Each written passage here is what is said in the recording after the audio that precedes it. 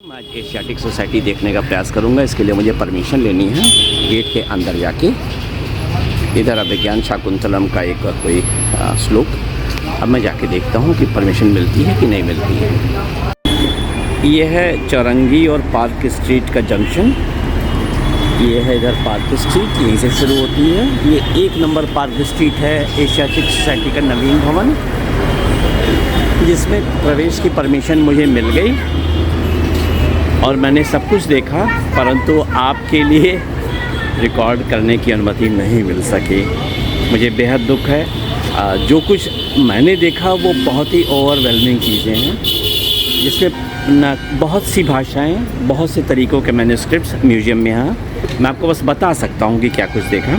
जैसे एक हिस्सा है नेपाली और वहाँ की एक उपभाषा है नेवारी और बुद्धिस्ट, मंगोलियन और तिब्बती, इनके हिस्से, जिसमें कि तिब्बती ग्रंथों की पांडुलिपियाँ हैं और पूरे 1000 साल पुरानी यानी 1035 ईस्वी की भी मिल रही हैं। अधिकतर ताड़पत्र पर हैं और एक तिब्बती मैन्युस्क्रिप्ट तो ऐसी मिली जिसमें अक्षर सोने से लिखे हुए नहीं है बल्कि सोना टका हुआ है, वो भी है इसके अंदर। और क्या कुछ है वो मैं आपको और बताता हूँ। दूसरा हिस्सा है पर्शियन और लिटरेचर का। इसमें कुरान शरीफ भी है, जिसमें हर 2 पृष्ठों में एक सूरा पूरा करके 32 पन्नों में ही पूरी कुरान समेटी गई है। और उसके अलावा जहांगीर का बादशाहनामा, आईन अकबरी, औरंगज़ेब के समय का भी स्क्रिप्चर और मेडिसिन और स्वास्थ्य इत्यादि पर भी बुक्स, और एक बल्कि देखा फिशेस पे कैटलॉग, तत्कालीन रंग के, वो रंग कैसे 400 साल से सुरक्षित हैं, देखने लायक था इसे।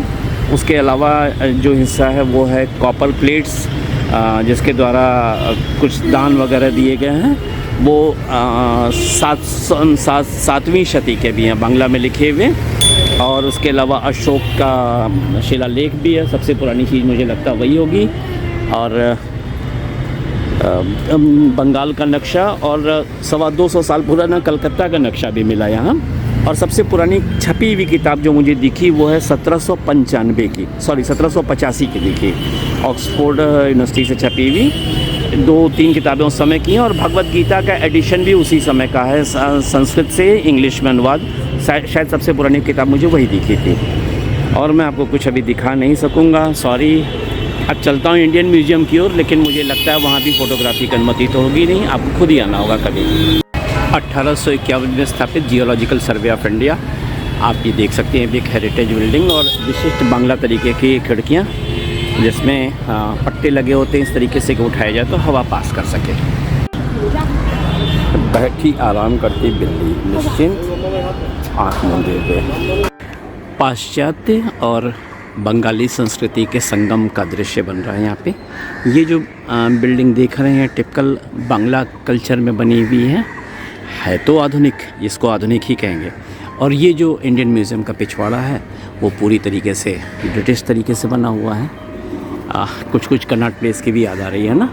और ये एंटीक चीज़ें, कॉइन, एल्बम, पुराने पोस्ट कार्ड इत्यादि चीज़ें सड़क पर बिकती हुई। और हाँ, जो कॉइन कलेक्टर महोदय हैं लगे हुए यहाँ पे, जो फुटपाथ पे दुकानें हैं, मैंने भावताव किया तो सब चीज़ों के एक पीस जो उनके पास हैं, अगर इकट्ठा ख़रीदना चाहें, कॉइन्स हैं, नोट्स हैं, विदेशी भी हैं, तो कह रहे 2-4 लाख रुपया भी कम पड़ेगा। तो भाई बस दूर से देख के प्रणाम। अब प्रवेश करते हैं इसमें एंट्री गेट में। और इंडियन म्यूज़ियम के एक अंतिम हिस्से में government college of art and craft है, 1864 में स्थापित। इसका नाम जवाहरलाल नेहरू रोड है, इसी का नाम कभी चौरंगी भी था। अभी यहाँ पे फुटपाथ मार्केट खूब लगती है और पीली हेरिटेज टैक्सियाँ भी हैं। एम्बेसडर जो 15 साल अपना पूरा होने के इंतज़ार में, फ्लाईओवर, किताबों की दुकानें और जाम।